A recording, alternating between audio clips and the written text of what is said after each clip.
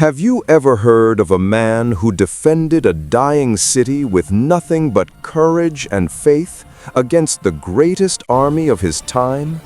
This is the forgotten story of Balian of Ibelin, the knight who stood between destruction and mercy during the fall of Jerusalem in 1187.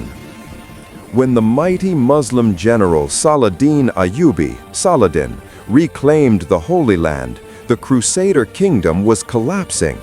Most Christian lords had been killed or captured at the disastrous Battle of Hattin. Jerusalem, the sacred heart of Christendom, was left defenseless. Inside its walls were thousands of frightened men, women, and children, with no army to protect them. Balian of Ibelin, a nobleman from the coastal city of Ibelin, had already escaped the battlefield. He wanted only to save his wife and children. But when he reached Jerusalem, the people begged him to stay, to lead them, to protect them, to give them hope. Balian agreed, though he knew it was hopeless. He knighted every boy older than 16 and every man strong enough to lift a sword. Monks melted church bells to forge weapons. The walls of Jerusalem echoed with prayer and fear.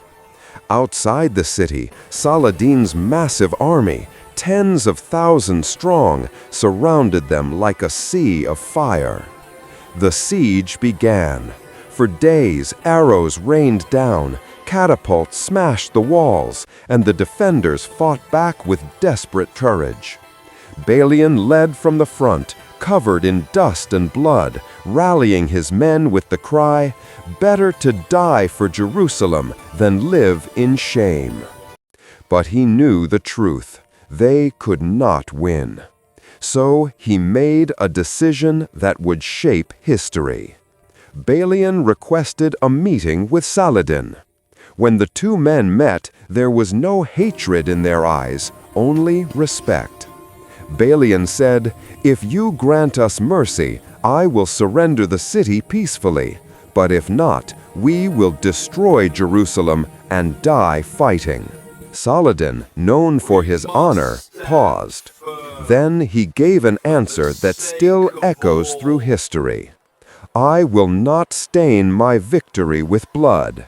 I give you my word, no harm shall come to those who surrender." And so, on October 2, 1187, Jerusalem fell, not in flames, but in peace. The Muslims entered the city not as destroyers, but as guardians. The Christians were allowed to leave safely after paying a modest ransom. Balian's courage saved tens of thousands of lives that day, and Saladin's mercy restored a sense of humanity in an age of endless war. Centuries later, historians still see this moment as one of the most remarkable examples of chivalry, faith, and compassion in human history. It reminds us that even amid bloodshed, two men, enemies by faith and sword, chose honor over hatred. The world remembers kings and conquerors, but few remember the man who saved a city with peace instead of vengeance, the forgotten knight of Jerusalem.